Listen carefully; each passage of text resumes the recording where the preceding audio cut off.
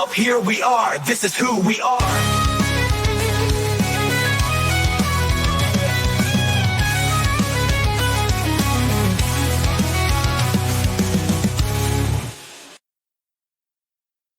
Nathan, it's who we are. This is who we are. I am Ryan. This is Nathan. This is part 4 of the Liam interview. Well, here we are on YouTube. Let's just get rocking and rolling. We want to say hi to everyone that's with us live right now on our Patreon. If you would like to be a member of our Patreon and watch these videos live and early, come join our Patreon, because people like Nina and Alina and Lou, they're all here checking us out. And they get to inter-react with us, as we call it. It's an inter-reaction. But if you're watching this on YouTube, that's fine. We appreciate your support there as well. And Diana's here as well. Okay. Okay, Nathan, this is part 4 and the final part to the interview with Liam and the CEO. I forgot his name already. The CEO. All right. So was it Stephen or yeah, Michael? I think his name was Michael Stephen Charles, I think. Okay. All right, there we go. Let's just get right into it. We know what's going on. Steve, you're right, Nate. Yeah, there you go. Yeah. Steve. All right, here we go. Steve. Interesting. Thank you. I really want to get an idea of when you look towards the future professionally. What is the positioning that Liam Payne is hoping for? I guess from what you've described for Bear, you just want to be doing things you enjoy. Yeah, I think so. And I think that's, there's been a slow road up to that point, and it's just doing things for the right reasons. I mean, we're in a beautiful age right now. You are your own press, which is actually great for artists if we learn to do it the right way. This whole thing I used to hate was going on and off talk shows, going on and off and doing this and doing everything else that seemed to be for everybody else, and it was promoting your record, but then the record bites and you get nothing out of it, and it's like everybody else got their 5 minutes, but the record just didn't do what it wanted. Yeah. So it's like, I want to experiment with the way I promo my records to make sure that the record is taken before I go and halfway around the world just going, oh, look, listen to this great song. And then no one hears it. Oh, great. That worked well. You know what I mean? So what's he saying there? Can you translate that for... He's saying like he's kind of tired of all the, like, he'd do these promo tours and like talk about his album and like pump it up, blah, blah, blah. But he's saying it was hard for him to see if the album was even any good. It's that whole, because everyone has that bias, right? They're always biased towards their own stuff, sure, whether good or bad. Like sometimes there's stuff I make that I think isn't that good, and other people are like, no, it's great, and vice versa. So like not knowing and not having that kind of sense of how it's going to do before you go and do those press junkets and all the other tours.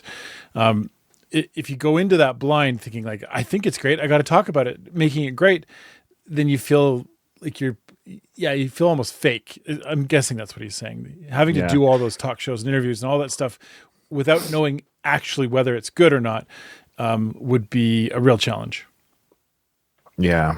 Okay. And well, the part of I hate to say that, I know actors in movies, for example, whether they like the film or not, like if you think about the company said, hey, I've paid you to star in this film. Time to go on the promotional circuit, talk shows, the press junkets, sitting to see another interviewer comes, and your job, so to speak, as an actor is to promote the film.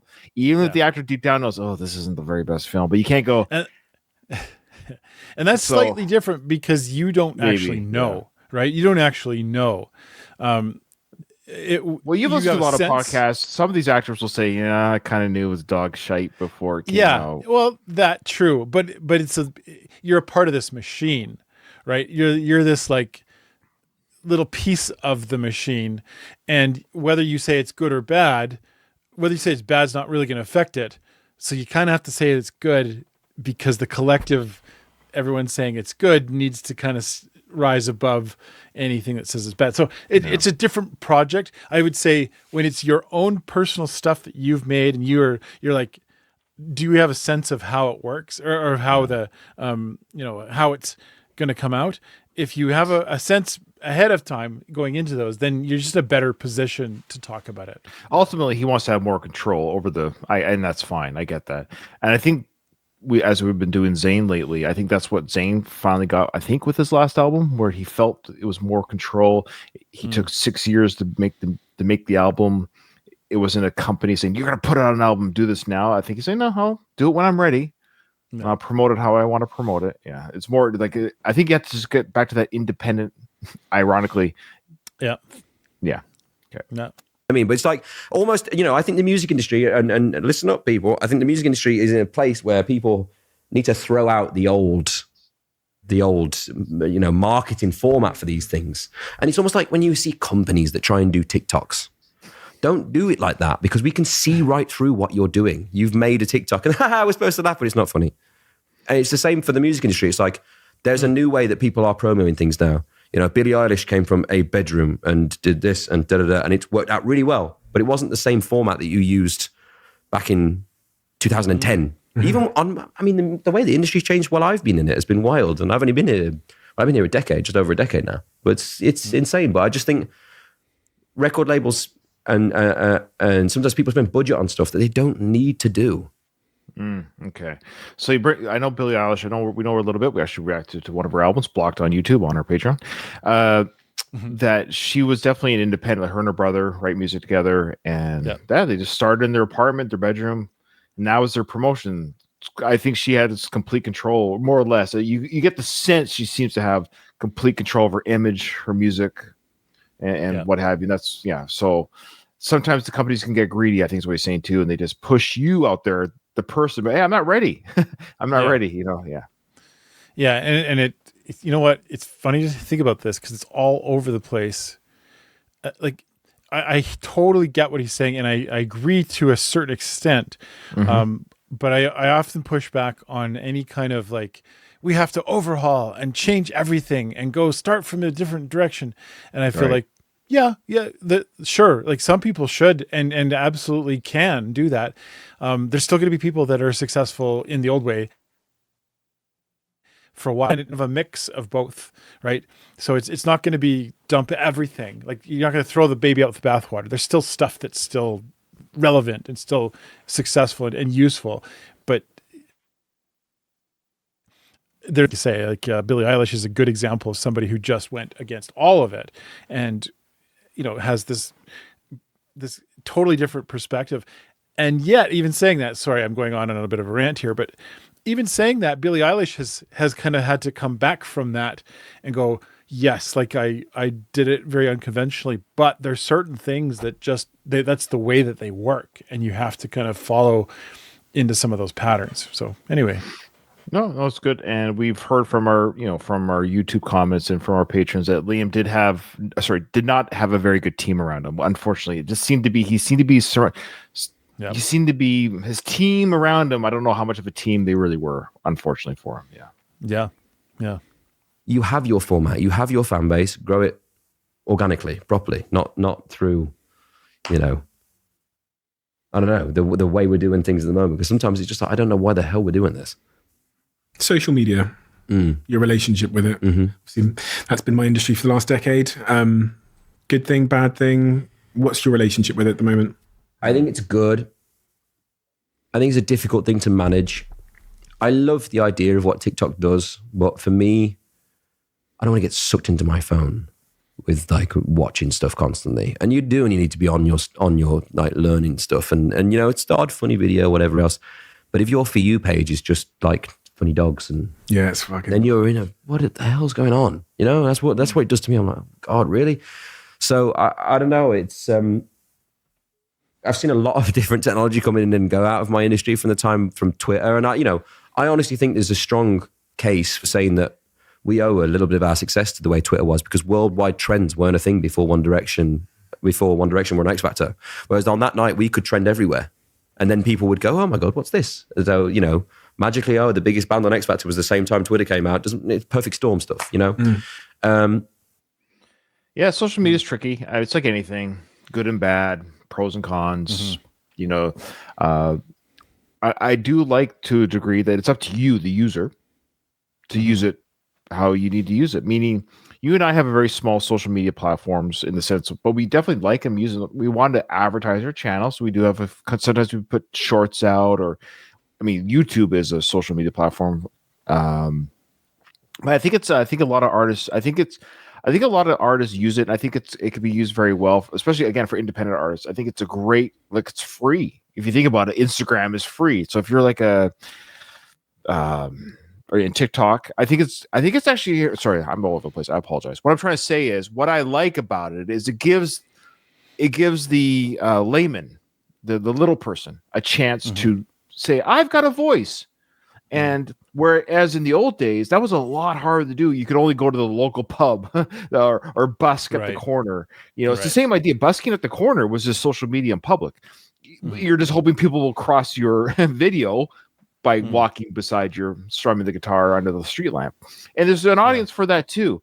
And I'm not saying you shouldn't not do that, but people might say, oh, I kind of like what he's doing there. And they look at their guitar case, you can scan their QR code and see their Instagram. So I think it's a great way for young independent art, well, old or young, but independent artists to get their voice out and they get an audience. And it's you know, I think it's kind of cool that people can have a fan base without even a record company. It's really kind of a fascinating idea.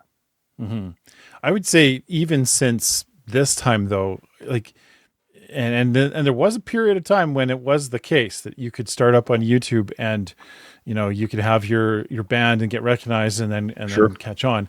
I don't know. I think that's actually, we've moved on from that. I think in order to get noticed on YouTube has become a different animal altogether. So even since Liam's recorded this, you know, in the 3 or 4 years, well, what is it now? 3 since this was recorded? 3 or 4. There's a lot of changes even on the social media platforms that weren't there before, and especially the algorithms and the way that they work to kind of feed people with certain content. It's kind of sad actually, where Liam's saying, like, you know, yeah, in the old days you could just post whatever you wanted, and now you have to kind of keep it, you know, to a certain timber. But it's different from that now today. Even now it's changed always to try and, like, you know, appease the people that are complaining about it. So I don't know. It's a mess. Well, yeah, it is what it is. Yeah. At the end of the day, talent still is king. Yeah. I mean, you got to be good at what you're doing. It's just the way to get yourself out there is always going to change, or zig and zag or whatever it is. I mean, our channel gets, you know, 20 views for a reason, Nathan, because it's not Liam's fault. It's not Liam's fault. It's our fault. Yeah. So I think it's great. I think we have a funny way, like I say, with the coins, that, you know, the market's just had the most weird few months of people making HoCoin, HoCoin Plus, HoCoin Extra, HoCoin this, and there's 90 of them. And I'm hearing all of my friends going, oh, did you buy Doggy Doo-Doos 21? No, I bought Star Porn over there. You know what I mean? I'm like, what the hell have we doing? We're talking in code? You know? And it's like that, but rather than the technology that works, Ripple, Ethereum, you know, things that have real world application, rather than coins that are, hey everyone, I made a coin that's about, you know, tripods for cameras. This tends to happen. Did you hear about that Haktua coin debacle or fiasco? Yeah. Well, that's kind of what he's talking about. You got to be careful with scams, guys. Just because a celebrity puts their name behind it or whatever it is, people lost thousands of dollars, Nathan. Yeah, but I know there's a saying. I know. There's a sucker born every minute. I understand that. Yeah. But just because look, if my neighbor leaves her house unlocked, I could argue and say, "Oh, you're an idiot for leaving your house unlocked." It doesn't give the right for somebody to rob them. I know you should lock your house, but I'm not saying you didn't give a chance to say. Oh, sorry. I think you're gonna say, because people have said, you know, they're idiots for doing it. I get it. They're idiots for buying the coin, but they got hoodwinked. They were promised something, and they got hoodwinked. But anyone with the grain of brain don't buy a Haktua coin. Is my advice. Well, yeah, you know what it is before you buy it. You already know that it's extremely vulnerable. And how does she know what she's doing? Like she doesn't. Too many. She has a team around her. Flags. Yeah. There's a team around her that took advantage of her too. Unfortunately, yeah. Yep. Anyways, yep. What a world we live in. I know. The fact that we're talking about the Haktua girl. I love it. It's actually I actually find it fascinating because it's just she could do that. That's her, and then all of a sudden she's making coins. I don't. It's. I will say her podcast name is pretty clever. Talk to her. Oh boy. Happen at I think at the start of these like exponential bubbles, you get this, and then like, it weeds out the crap. And that feels like what's happened recently to me. Like the markets took a big dip because they're trying to weed out some of the stupid stuff, and because it's an unregulated thing, it's like. But I find that's with the same with social media. We need to weed out the bad stuff and focus on the good. There's a lot of debate at the moment because of the racism that some footballers have experienced. Marcus Rashford did a big post the other day that how do we stop people putting monkey emojis or any kinds of like abuse on, because what I think is happening from a psychological standpoint is they see Liam Payne, they think he is up there on that mountain, that is not a human being. If I throw a rock and I hit, I might get a little bit of attention from him. So they pick up a rock. But that's and what I was saying to you at the start about bringing people up to your level in a way. But it's not so much for them that they can get away from not saying something about that. You know what I mean? I feel they have to speak up about it, and it's difficult. And we are going through a really fast-moving era with everything at the moment. I mean, you wish there was an algorithm that would just beat that, right? But they will find some way of spelling it differently, and it'll just, verify. I think they verify everybody's ID. I think that would kill 99% of it. Yeah, I actually thought of a thing for this for voting, because voting for me was always a really difficult thing. Mm-hmm. We all have our iPhones, we have our thumbprint that goes on. Why can't we verify via thumbprint to get accounts, and then that's on your record? 100%. There was that great Black Mirror episode where that woman. Okay, sorry. There are 3 or 4 different. The tangents here are getting. Because he was talking originally about racism and inappropriate emojis for obviously for Black people, and then it segue. I'm a little bit lost now about. He's talking about. He's saying now. Is he saying here you should have some sort of imprint to verify who you are? Is that the idea? So you can't be anonymous, or they're saying there's problems with voting. The whole this is post 2020. The whole election fraud. It was all rigged. Blah blah blah. And like trying to make a system that you could say there's no way you can cheat this system. There's no way you can get around this. Because you could say this is Nathan, this is Ryan using this account or device. You have to have some sort of it's funny to me. I don't know. This would be a tangent. So I'm gonna just kind of keep comments very simple here. Okay.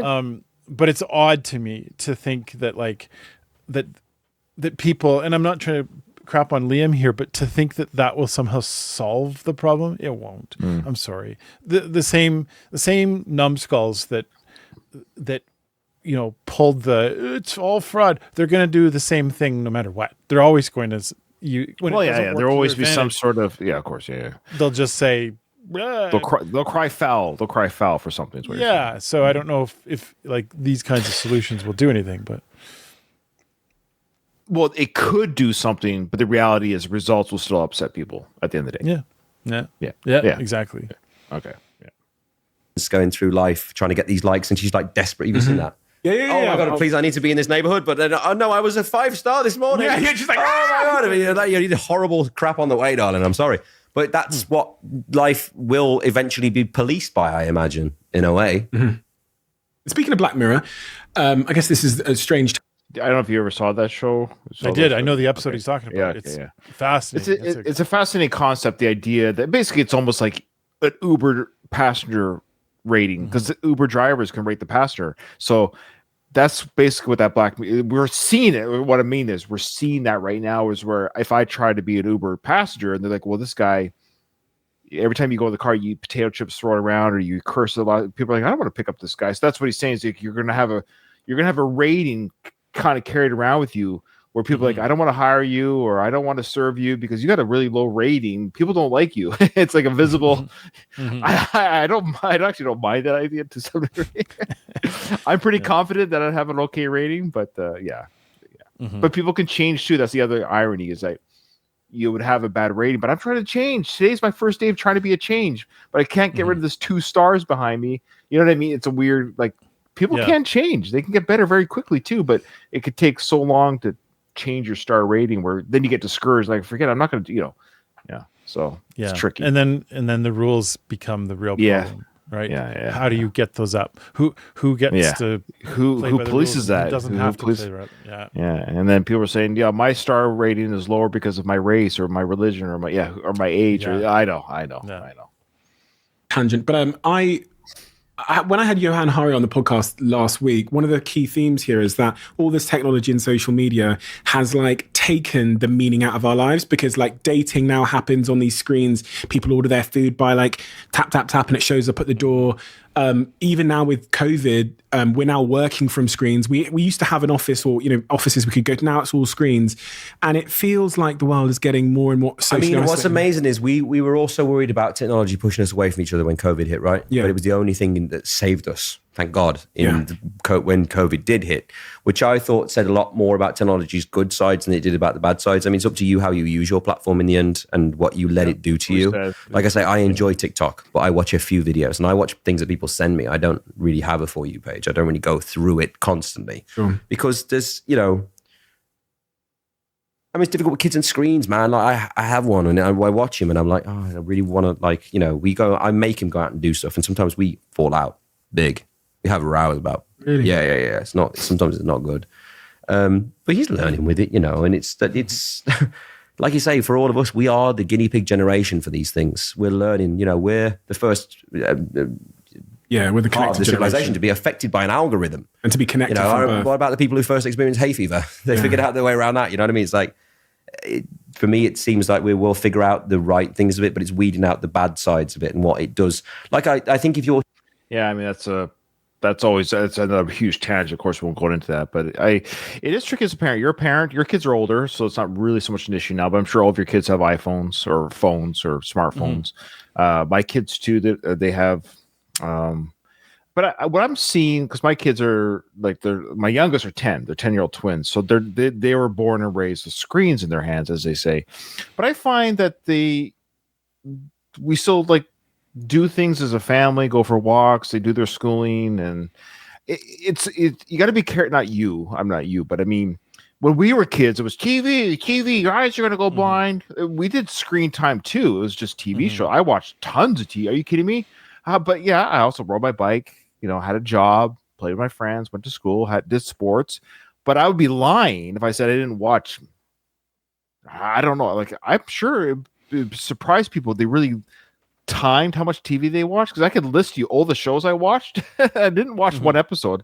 I watched a lot of TV, but I did a lot of other stuff too. I don't know. So I guess what I'm saying is it's weird how technology changes, and then the older generation is always like, that's bad. But then I was told TV was bad. And when books came out, when printed press came out, Nathan, there's actually I've seen it. There was a newspaper article or whatever scolding young children for reading too much, not doing their chores. Oh yeah. So because publishing was new, and so everyone's reading their books. So I'm just saying, every technology advancement always targets the young kids, and then the older generation is saying that's bad for whatever reason. I wonder if, though, because this is Liam's context here, right? This is him saying, he's worried about what his kids will, encounter. Because think about who Liam's generation represents. Liam grew up with the internet, right? And early days of the internet, but still grew up with it. And now his generation has kids that 100% have the algorithm targeting them from day one. Yep. Where Liam, not so much. And then for us, of course, we experienced the, right, we did, pre-internet and now post-internet.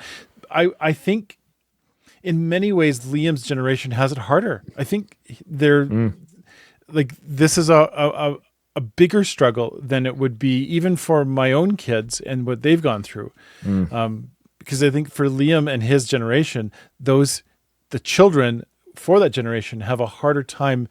It's easier for you to say things like, and we go outside and we do these things. And Liam's trying to say, yeah, we try. And it's hard. You could see him saying, we've had fights over this.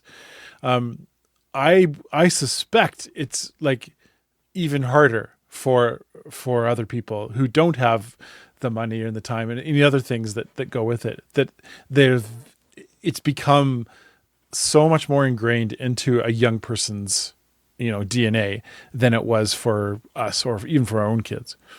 Sure. Yeah.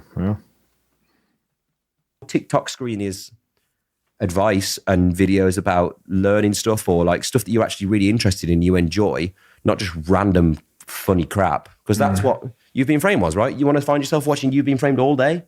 Really? Because that's what you're doing. Or even worse, on Instagram, keeping up with the Kardashians. Oh, look, she's amazing. She's 10 out of 10. Oh, and she's rich. Oh, her life's perfect. And look at my life sat here in my boxy shorts, here, this pot noodle with my cellulite. Yeah, but that's such an illusion because I bet you. Of course, it's such an illusion. But it's an illusion designed to destroy your self-esteem, isn't it? And it's like... Yeah.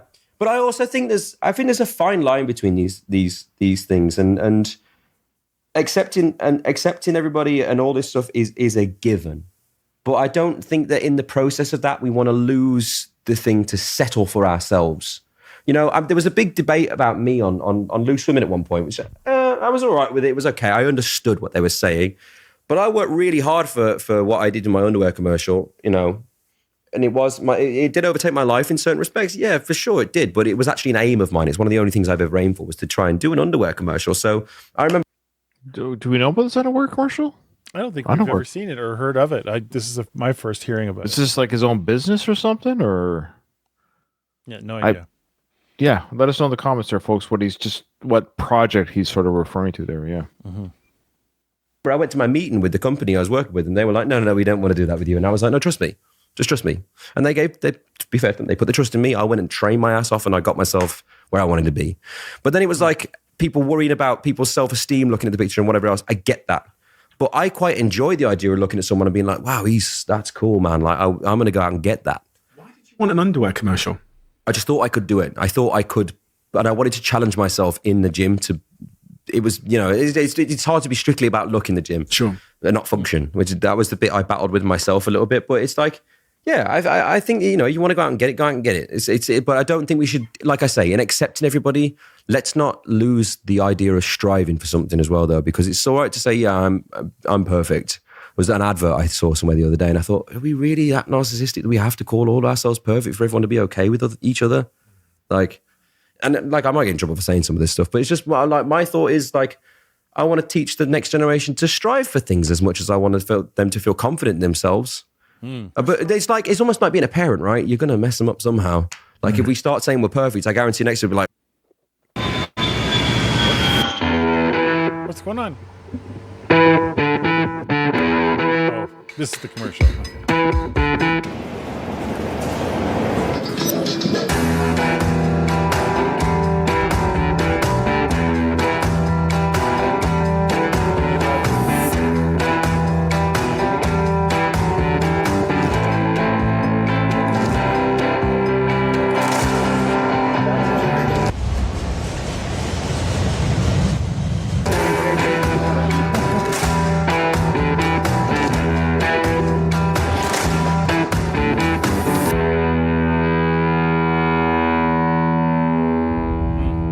Looks sharp. Looks good. He's talking about working out for his body there. Just the shot at the beginning there. Maybe that's good physique. Good for him. Yeah. So go back to Liam for a second. Yeah. What he's saying here is, I see what he's saying. Like he's trying to say, not everyone's going to agree with me here, but and I totally agree. I actually fully agree with him. I think the gist of it is, we go around saying, "Oh, everyone's perfect the way they are," as if that was like just in his words, everyone can be narcissistic as much as you want and assume that everything is perfect about you and there's nothing. And the idea of not having something to work towards, and that, you know what I mean? Like I totally think that this is one of the biggest problems we've got right now in our society. I think that we have these idealized things and versions that are too hard to meet for the average human being. It's just too much that for everyone to look like, the Kardashians or whatever. That's fine. But when you make it an either or proposition, it's either you have to look as good as Kim Kardashian or you're fine to be 4,000 pounds, like there's there's a bit of there's plenty of gray area there that needs to be addressed. And I agree here that there's nothing wrong with working towards a goal and being motivated to achieve that goal because you want to look that way. Yeah. And I 100% agree with him. And like I say, he said it and is like, I don't think everyone's going to agree with me when I say this. But yeah, people are scared, to be honest, because of how what people will say. We experience that on this channel all the time. When we're honest, people get offended and people get upset with us. And you know what? I don't care. Yeah. Oh, well said. No, I agree. Yeah, you're right. Yeah. When people say that you're perfect the way you are, it's almost a cop out not to do anything better for yourself. Well, yeah. Yeah, your cognitive bias will feel happy because now you're like, oh, good. I thought I've reached perfection. I'm at the top of the mountain in order to look good, but I'll just, let it go. Yeah. Oh. So let's rewrite the plan on that one. And it's I just think everyone just give each other a break and just do what you like. Have you figured, because it's taken me some time to try and understand what it is that actually makes me happy. Yeah. I used to, once upon a time when I was broke. This is a big one. Yeah. I was going to end on this big question, but I used to think it was like, oh, I'll get a Lamborghini and then I'll be happy. And like, that's why my book is called Happy Sexy Millionaire, because I thought that, I wrote in the first page of my diary at 18, I wrote Range Rover, bear in mind, I didn't have a driving lesson and I was stealing Chicago Town pizzas at the time. Range Rover Sport will be my first car. I'll make $1 million before I'm 25. I'll get a really hot girlfriend and I'll work on my body image. What I meant is I'll get a 6-pack. Name 4 things Ryan's never done. Wow, I'm depressed. I just didn't want to write that. And I thought that is the goal of life. I get those things. Range Rover was my first car. I made $1 million before I was 25. And I'm like, where is the confetti? And if that's not it, then what the fuck is life about? I mean, what happens when you wake up and every day is a dream? That'll mess you up. I often have looked for the moment in life where I bang my head and I might be in some sort of comatose dream that I've invented for myself. Like, I was that messed up at some point. I was like, I'm sure this is a simulation, guys. Like, I must have made this wall because I can't be here because of where I was yesterday. Yeah. So it was, there's those wild things that if you let them creep in, they will F you up bad. Someone said something to me quite interesting the other day. Our view of what we hunt for as humans has changed. We don't hunt for food anymore. We hunt for success. So it's almost like the target went from animals and corn and food to friggin' Lamborghinis and that sort of stuff. But that's what we strive for now. Like, even to the point, like you were saying earlier about you're so glad Huel's here because that supplements your food sometimes. You're that driven by your drive that you forget you're going to eat sometimes. And I was the same at work. Oh my God, I'm terrible. Like, I'm known for skipping lunch breaks and working through the day to get home quicker because I can go without. I'll just muster on through. But think about that. You've gone past your basic survival instinct to... You're wild, right? Optimizing against your health for... Never forget to eat, Nathan. Never forget to eat. I forget to eat all the time. Okay, roger that. Like, coins. Yeah, exactly. I might miss this thing. That I'm exactly the same. It's something I think that we struggle with in this respect. And it's like... Priorities. I don't know anything about what makes me happy at this point. I really don't. Really? No, I've found a couple of things that I think I'm interested in. But like, the thing is, once you start making money on these scales and things that happen, it only becomes the drive that's interesting to you if it's going to fast forward you somehow. And that's not that toxic thing that funny enough, we've come full circle, but that's... I don't know. I have no answers. I don't know anything. As you know, Nathan, I don't know anything. But I find it interesting, the human... I don't know if we ever truly... I don't know if we ever are happy. And what I mean, because you have to measure what is happiness. What is that measurement? What is it? Like, you have to define what it is for each person, right? I don't know. You're going to probably disagree with me, so I'm not going to stop there. I actually won't give any more information. I'm going to leave it at that. I don't know what happiness is for people. Meaning, when we were like Neanderthals, back in the day, our only drive was shelter from the elements, whether it was heat or cold, and then food to live, right? And so you could argue people back then were happy that they weren't dead, that we survived the night and we made it through the winter. I assume they had, dances or languages or jokes or activities or little games or chats or whatever. But the idea was humans, there was a time humans migrated and moved and hunted and gathered, and they weren't looking for likes and, so like grog like your hunting pelt. Like, cool, thanks. I made it myself, I guess. I was just, put it on so, I don't freeze to death. But anyways, I would say, like, what makes me happy, if someone were to ask me that question, to be corny, what makes me happy is just knowing that the people that I'm in charge of, my children and my spouse, are happy. Like, I don't care about me that way. That's just me. I've never been that way. I have never sought out, I don't know how to explain it. Like, if people around me are not happy, again, the people I care about, then my happiness is irrelevant. So I'm concerned about the people I care about more than myself. I don't know. This is a big topic. So it is huge. I'm gonna just go back to what Liam is saying and say, like, his approach here is saying that, I haven't got it nailed down what happiness is. I don't know what that is.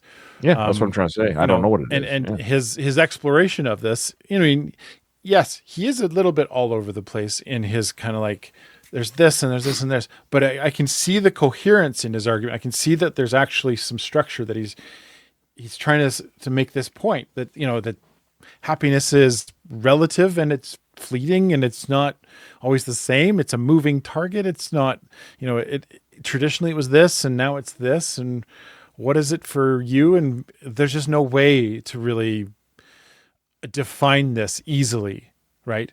The only thing we can be sure of is what do we think about that? So yeah. Thanks. I kind of agree with Diana there. Yeah. Yeah, it's not a finish line. That's true too. I think that's what it is. It's like, you just keep living your life and do the best you can and hope that it doesn't rain on you and you have a bite to eat at the end of the day and move on to tomorrow, I guess. I don't know if there's an actual, like, finish line. I like that. There's no finish. It will get, then you'll be the whole concept of that's being then happy. That's a completely I if you want just under the hood for me, it's more like it's a state of being. It's a way of maintaining a sense of like I'm not going to let the things that let other people go nuts. I'm not going to let those things affect me. I don't have to, like, let that emotionally get me riled up. I don't have to. I can choose how I respond to all these things. And that to me maintains a level of happiness for me, as opposed to like getting somewhere and then being happy. So. All right. Thank you. It's the same sort of thing. And I think it's a big problem for me, because if it's not, I'm thinking, why am I? And that's why drawing for me was the biggest one at the time, because I was like, this is what children do. Why should I do this? And then funny that I drew something that was about being a child. Was that it's weird how things go full circle in that respect. But yeah, I often struggle to get on with something if I don't think it's forwarding me in life somehow, rather than just enjoying the moment or going out and watching the sunset. One of my biggest things that made me happy while I was training was 4 a.m. getting up in the dark. And this sounds like I am some sort of psychopath, and I was. But you're like, go into the park, run for a little bit, and then stand on the thing and watch the sunrise. It was the best thing. And you know why? It's fucking free. You can stand and watch the sunrise and go, wow, thanks for another day, sort of thing. I know that sounds really woo-saw and like really far out spiritual, but for me, it wasn't like that. I just enjoyed seeing how beautiful this moment was. And I was the only person in Hyde Park running at 4 a.m. every single day. And it was some of the best time I've had in life. They've done studies kind of linking to what you're saying there. Sorry, real quick here. Oh, of course. That's why you're here. What he's tapped into and what he's talking about is something that's like really personal and important to me. And it's, and why I think that's so effective for him was because that anything involved with nature as a source of happiness. Here's the great thing about nature. It never cares about you. It doesn't put on a show just for you. It doesn't like try to like, it just Right. is. And so you can't change it. And the fact that you can't do anything about it, you can get upset. You can think, oh, God's trying to get me. Or you can be like, oh, what a bad day. Look, it's stormy outside. None of that matters because it's not true. Right? Or that the sun is coming up. None of that is this, it just is. And so because of its like permanence and that it's just so real, it's something tangible, where so much of what our life is not, and so much is just this false reality that doesn't really exist. So that's what makes things like what he's saying. That's why it's so fulfilling, I think, is what he's saying. Yeah. I love a good sunset or sunrise. But when I see them, it's always nice to go for walks with the dog, and then we catch the sunset. Me and the kids always enjoy it. The kids like it too. It's free. You're right. It's free. It's nice. There's something special about it. Like, hey, I got it. I got a good sunset. Yeah. It's nice. If they give someone a game, I wrote about this a little bit in my book. If they give someone a game that they enjoy, people will do it, blah, blah, blah, and they'll have high motivation to do it. If you then pay the same person to do the same game, their motivation will decrease. I have a big problem with this. So you can love doing something, and then the minute the reward starts to become extrinsic, which is external, which is money, your motivation decreases. And this is why it's very, very important. Even for me with this podcast, I started it because I love doing it, love meeting people. When it starts becoming a commercial thing, it moves into being a job. And then the science says my motivation will decrease. So it's interesting. Interesting. Very, very small insider for me, Nathan. When we first started this channel, that was one of the discussions we had. I'm not saying I'm on the CEO's level here. He's much smarter than I am because he's much more successful than I am. But that's one of the things I said that I didn't want to have happen. That Nathan and I reacting to videos and whatever. The idea was it was fun. I'm hanging out with my friend. We're online. Put up our first video, no views. Second video, no views, whatever. But if we start chasing the algorithm, and when it becomes a chore, he says work, but the idea that it becomes a chore, then I like that where he says, even though money might increase or whatever it is, the science has proven that when it becomes that chore, the happiness value or the fulfillment actually decreases. And I agree with that. I agree with the science. That's exactly what I said before this channel started. I don't want it to be a chore, and I hope we've done that with our channel and that, with our reviews and reactions, we always try to keep it fun, like we're not, and actually anytime it's become a chore, Nathan and I will actually say, no, we're not doing X, Y, or Z. We'll stop whatever that thing is when it becomes a chore. Yeah. I agree with the science. Because you talked about your drawing, you started drawing because it was and then it becomes this, and it becomes an NFT, and then it becomes a business, and then it gets hard to do. And then you're like, oh my God, I don't want to do this anymore. I'm here again. Yeah, exactly. Yeah, exactly. You said you've not figured out what makes you happy. Definitely not yet. No, ask me in a few years. And I think. I mean, so what's my conclusive point been for what makes me happy? Alina says it's a chore to watch this channel. Well, it started off as a joy. I know we have a lot of people who feel that way, but these guys, I gotta watch this. We probably have a few hate watchers. We probably have a few. I think we. I'm sure we do. You're like, here comes bearded guy's gonna say something that sounds really prophetic, but it's not. It's actually this. No. We actually got a comment the other day saying the Ryan makes me laugh and Nathan makes enriching thoughts from Nathan. I'm like, I sometimes say enriching things. And then Nathan also says funny things, but no, I like that they were complimented. That was very sweet. So that's nice. Yeah. Happy. Professionally, it's super clear for me now. Having and these are keywords, so a worthwhile challenge that I'm doing with people that I love. And I've come up with that based on a ton of things. Some of the things that you've said fit perfectly into it. When you look at Tyson Fury when he's not in the gym, depressed. When you look at gold Olympians, whether they win or lose at the Olympics, they get depression because they've reached the mountaintop and there's nothing else to strive for.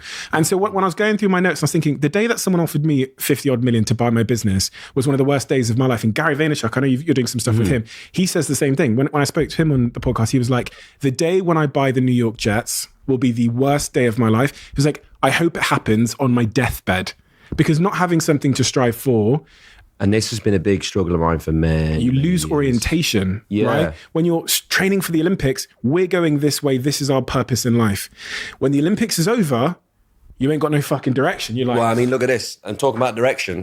I was just going to say, before he started, believe me when I was going to say this, I should have stopped it 2 seconds earlier. I don't know if Steve meant to do this intentionally because he's talking about gold medal winners. Liam was already at the top. He already was the number one band in the world, the number one artist in the world, number one singles in the world, all these things.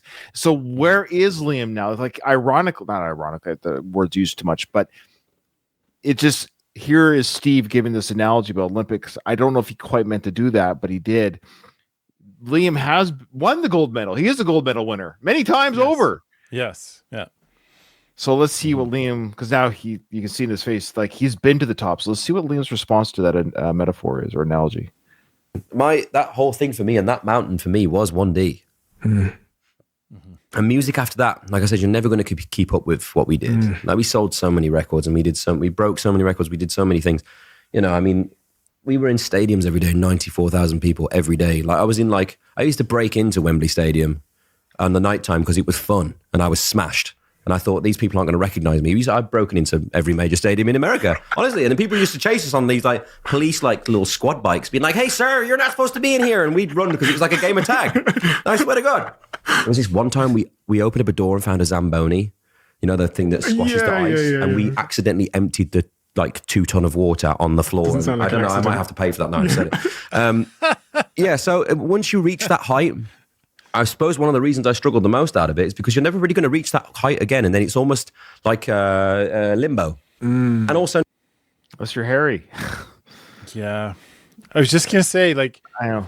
And I'm glad that he qualified it because he said, for me, that was 1D. He didn't say, for us, that was 1D. And for Liam, absolutely, it didn't get any better than that.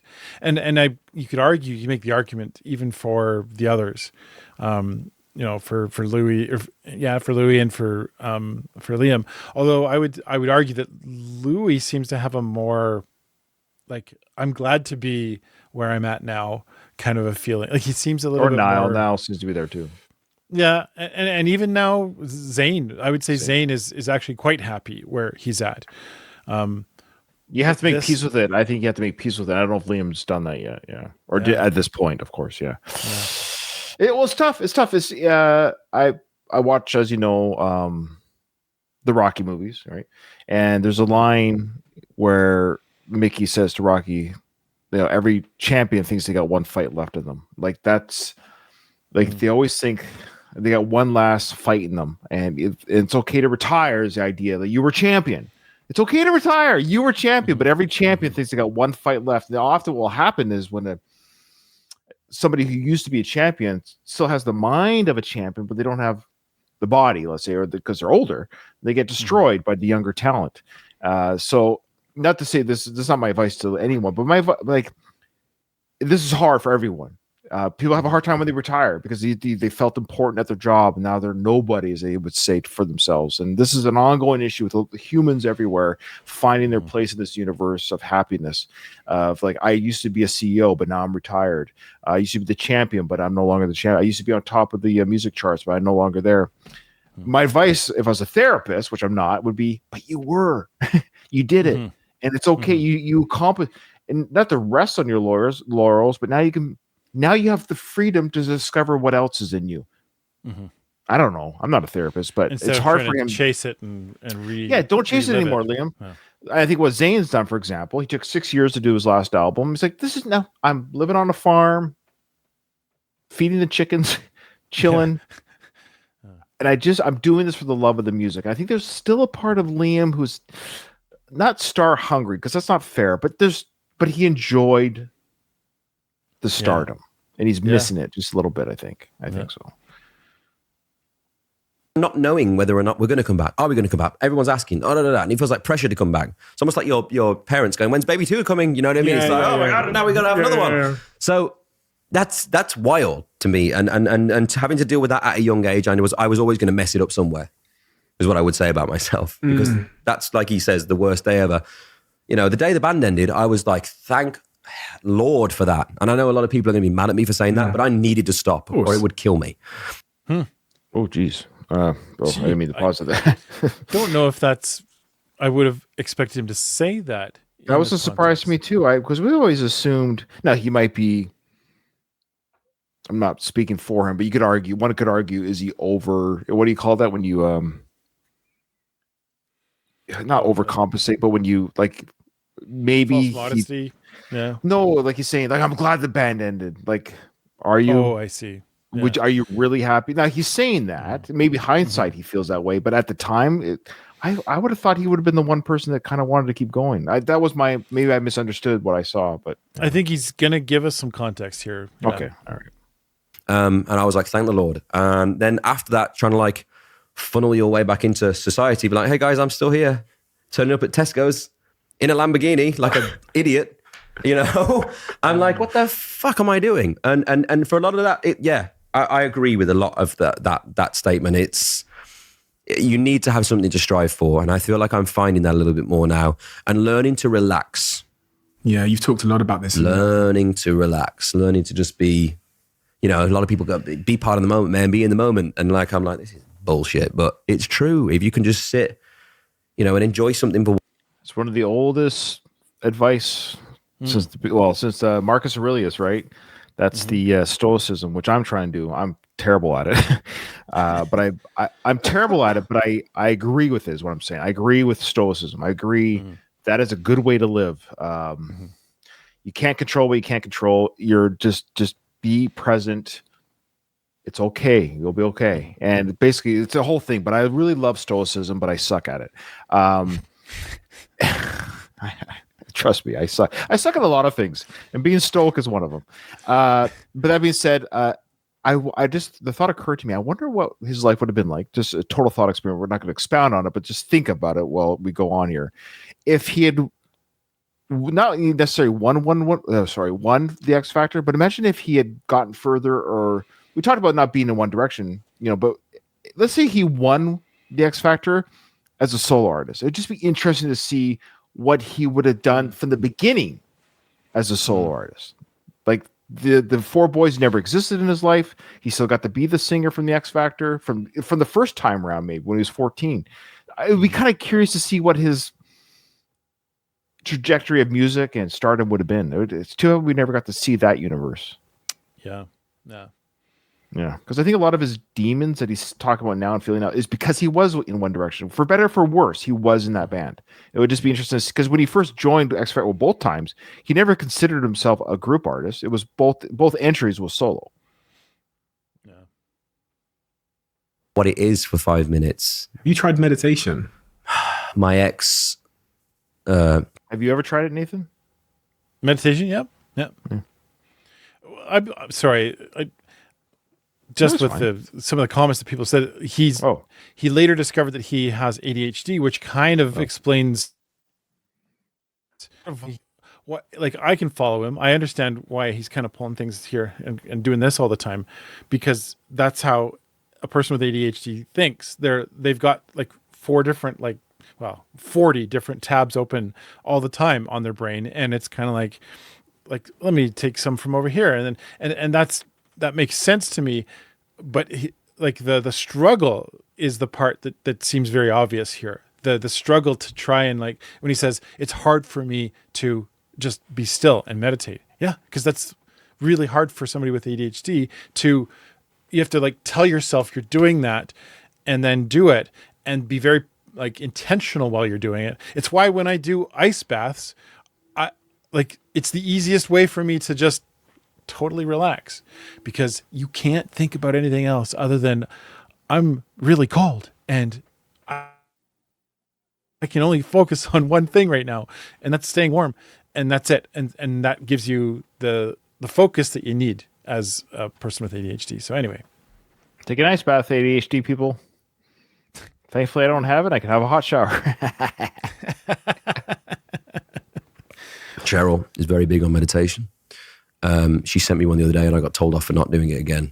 Meditation gets me in trouble these days. No, I need to. I did a couple of things in meditation with my old personal training that were quite good, but my mind's so fucking busy. Yeah, I can't shut it up. Yeah. Like the moment I'm trying to not think about it, I'm like, oh yeah, but what about if we just did this next week? And I know you'll be exactly the same. That's what I'm saying. I'm like trying so fucking hard with this. think about not thinking. That's what he's saying. Okay, don't think. You stop thinking. You're thinking about thinking. yeah. Meditations. Let's do it together. I'm We'll go on showing a up every journey. morning and I'm like, Steve, close the tabs. And every morning I'm sat there I love that on the expression. fucking floor of my shower because it's like looks like it's from Thailand, and the water's pouring, and I'm like, just don't think about anything. And then I'm like, I'm planning all that schedule in my head. I'm like, Liam's coming for the podcast, and what shall I speak to him about? And then, Which one were you doing? The two senses thing where you like think of like what you can hear and what you can smell? I've tried all of them. I've tried this one with beads where you like hold the beads and you just move the beads through your hand. The simulation, like yeah. I like the two senses ones. Not bad. It's good in the shower as well. If you like close your eyes, then pick two senses which you can choose like feel. Oh, interesting. Noise. I've not tried that. So your mind can only do two senses at once. So once you shut some of them off, that's technically meditation because you're in the moment. But I still don't feel like I've had that. I'm not a monk at this point. It's almost like your ice bath. What you're talking about there. That's what you're talking about there, Nathan. The focusing. Yeah. Like you're almost just focusing on one thing. So you're still having thoughts, but it's like right now you're focusing just on the one thing. You're like, this is the one thing I'm thinking about right now, not the budget or, whatever.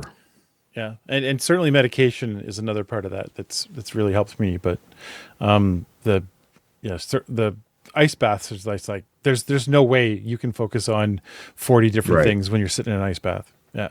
That's why I just give myself a purple nurple. I just think of, ow. Yeah, just think of that. Purple nurple therapy. There you go. It's a great therapy. PNT. You can do it with your friends. I wish I was. I think it's important though. I get it. I do understand it. But I also think... Imagine if you could get your mind just to be in the present moment fully and just be If I could have done that at school, I'd have been top of the class. But my mind's going, oh yeah, what are we going to do at lunchtime? It's like, I'm not going to give up, so I'm going to keep trying every morning, naked on my bathroom floor. Now that's what I want to think about. I'm going to keep doing it. Why'd you have to tell us you're naked? Jeez, thanks. I'm naked. Worthwhile challenge with people you love. So worthwhile, you define it yourself, right? Challenge means it can't be easy because then your motivation won't be high. And then surrounded by people you love. For me, that is where I've figured out my happiness lives. And so upon leaving my company that I'd founded for 10 years, now I'm like learning to DJ, doing a big theatrical play at the Albert Hall, which we've directed and produced. I'm throwing my hand at everything, biotech. No, I'm the same. And that's what I was thinking with you, from what you were saying. You're like, you're never going to top that mountain. So what is the mountain? I mean, I'm not even a therapist. Didn't I say this? Hey, you reached the gold medal. Try other things now. Just no pressure. You already got your gold medal. Yay! Not everyone gets a gold medal. You're in one direction. Number one artist. Cool. Be happy about that. Now try painting. Try sculpting. Try being a DJ. But now there's no pressure because you can tell everyone, hey, I was in one direction. F you. What have you done? You don't have to compete with that thing anymore. You could just try things in the world. So much to experience. So obviously Steve, you can tell he's a healthy mind guy. He's got it figured out for a reason, and that's exactly what he's saying. I think he's giving good advice, and it's unfortunate. I don't think it happened for Liam, but that's what Steve is saying. Hey, I'm doing DJ now. I'm just trying different things. Done so many random. The trip to Namibia with Ant was one of the things, and we jumped. We did a world first of a canyon swing in Namibia, which was really crazy and wild, and I thought I might die on national television, but that is okay. What else did we do? Doing this NFT thing's really interesting. Doing the online shows because we were one of the first people to really like pioneer with the company the thing through that. And my team were massive behind that. But it was almost like making a TV show every week with new songs and songs that I hadn't sang since whatever, songs I'd never heard before. And I just would turn up and do it. And we did really, really well. And I loved that. I don't know. I think I've had many jobs. I've got like a laundry list to the point where when the census came, I didn't know what the hell to write. I didn't want to write performer because I think it just sounds like such a bodge off job of like, it doesn't encapsulate anything that I actually do. I mean, we design clothes for Hugo, underwear modeling, loads of stuff. So, do you think maybe you just need a really big, fucking scary, terrifying goal that you really care about? Well, I mean, someone did ask me to go and do Everest at one point, and I was like, I don't know. I might die on that one. But does that not make you a little bit like, right, now we've got something to aim for, get in the gym? Yeah, I mean, in a way, there's something I'm cooking up in my brain. I'm not gonna talk about it here in case it does come off, but I'm cooking something up at the moment. It's very gym orientated, and I'm definitely going to give it a big go. So, Okay, I got a question for that last statement.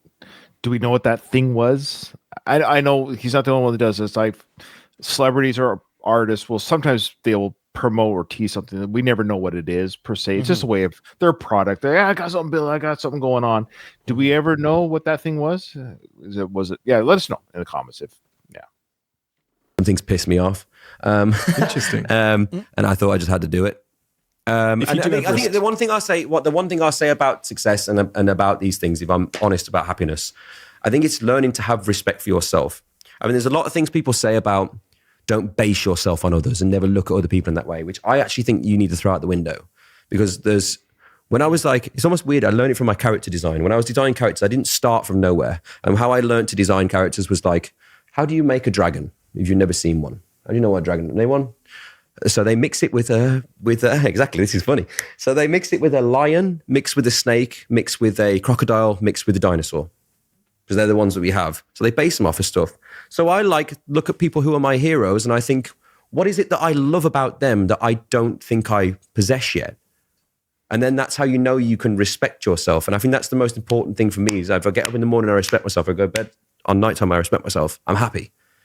But certain things about my life, even this moment, I want to change. But it's like Christian Bale, for example. I love his acting go-to. And I mean, some things he's done in his career have been really unhealthy when he did The Machinist and stuff like that. But I like that drive. And I like the fact that he buries himself into a role and stuff. And I've never learned that quite yet. So that might be one of the things I want to steal. Exactly. It's almost, it's like taking people's stuff, but you're molding it into your own character.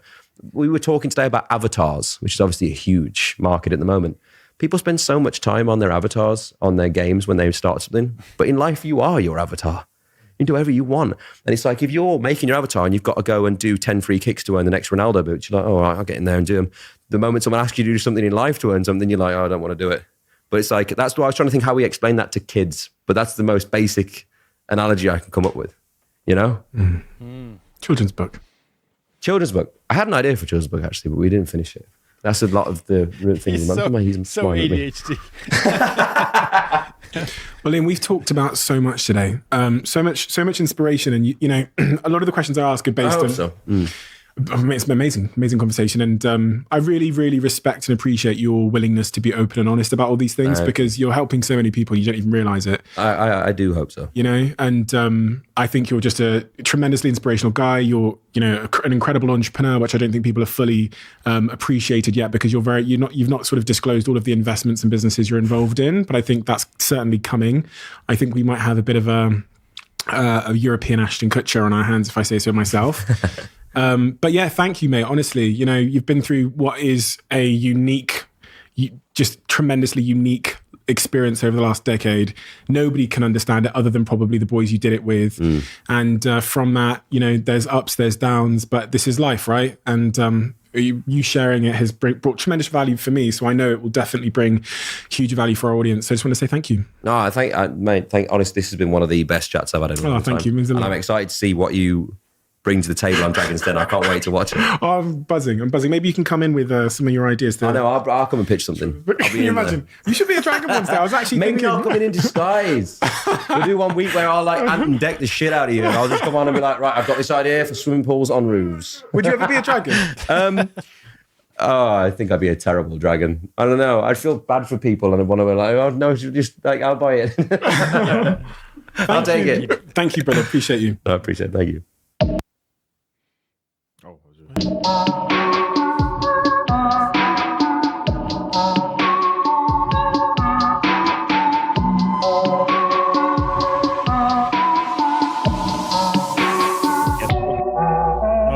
Sign the diary. Oh, I see. Yeah. All right.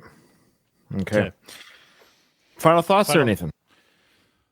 I had quite a few, but they've all kind of like that last bit kind of took me off guard. The way he kind of buttered up the ending there, just it kind of took some of the things I was going to say. Sure, well that's okay. You can still away. But generally overall, I think I agree with what Diana's saying. It is sad to think that that's a chapter that's now, unfinished. I think a lot of the things that he said there reveal a lot about who he was and what he cared about. I think one of the things I'm taking away from this whole thing, I really like that guy's definition of happiness, the doing challenging things with people you love. I think that's a great, when I look at the things that I've done in my life where I've felt the happiest, they all check off those criteria. So I think that's a great way to look at how can I approach things that I feel like, I want to feel happy about this. Well, can I meet those criteria then? Yeah. Ryan. Oh yeah, sure. I mean, yeah, everyone's journey is unique. That's the thing I found in life. I made a post on Facebook. Oh, it was like 10 years ago, 12 years ago, whatever it was. It was a long time ago, where I basically it was snarky, but the idea behind it was, but what I said was, I sure wish there was a post or blog from somebody that I don't know to tell me how to be a parent. So like, you get those like videos, like, this is what like, it's like, it's such an odd, you know what I mean? Those, you know what I mean by those, like, this is back when social media had like, I do this for my kids, or I'm a vegan, I'm this, I'm that. Everyone's got freaking answers. And this is where I get a little bit not irritated at Liam, but this whole idea of everyone knows what the F they're doing, but me, apparently. But everyone else has answers.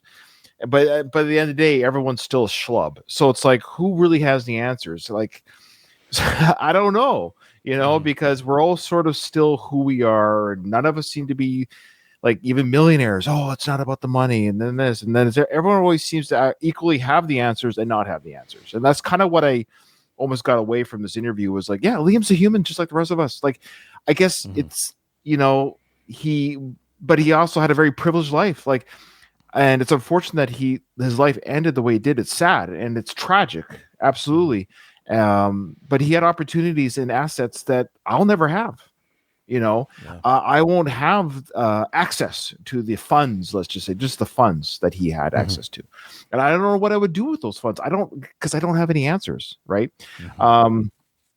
That's why, I agree. It is important to do what's best for you. I have no advice to give anyone. And I've learned the older I get, the less advice I give, unless people ask for it, because most people don't want to hear what I have to say. Most people don't like to be told what to do. But if people come to me and say, hey, Ryan, what do you, or it's usually, hey, Dad. That's usually the only people that ever ask me for anything it was my kids, and I'm happy to give it. So I guess what I'm saying is, I sense from Liam here, he's just not happy. I saw a lot of just like, I hate the term lip service, and I don't mean this in a negative way, but I saw a lot of talking about a lot of answers, a lot of things, where if I was being interviewed, like, I don't know, just do the best I can and try to show love to the people that are important to me. Like, I don't know what else to say. Like, it's not that complicated. And I guess I found a lot of his answers complicated, a lot of spinning, a lot of plate spinning, and to me, it's just not that complicated. Like, I'm kind of siding with the CEO guy. I think he and I would have more in common of how to look at life. It doesn't have to be that complicated. And that's unfortunate, because I think it's a mental health problem. It's, whatever the issue is. So poor Liam, I think he just got thrown into a world where it was overwhelming. And I don't know if he knew how to compartmentalize a lot of it, and where he saw some of his bandmates figure it out, so to speak, whether it was mentally or successfully or financially, whatever it was, he seemed to struggle, whether it was his teammates around him, who knows? And it makes me feel sad for him, because I could see it in his eyes during that whole interview. I sensed. Just, and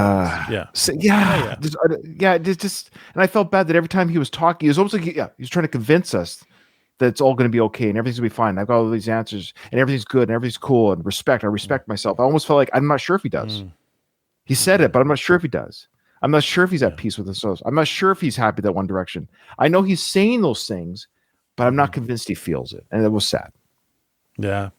It certainly informed a lot of what we didn't know about Liam by watching this interview, and understanding a lot of what really he was thinking, where if you think back, think back to our first days in being introduced to One Direction. Yeah. I don't know if we were really sold on Liam out of the gate. I think we were kind of on the fence about Liam for a little bit, and eventually we realized, oh, he's, especially when he got the X Factor stuff. It was like, oh, he was kind of the underdog that was really trying to like keep them together, a little bit more serious, and that made a lot more sense as to where he was coming from. So anyway, I liked this a lot. I really enjoyed that. Yeah, it was very insightful. Look, we love Liam in the sense of it's funny. We just had a comment on one of our older videos, Nathan. It's from 7 or 8 months ago. Okay. And somebody, I deleted it because I'm like, shut up, because it's just like.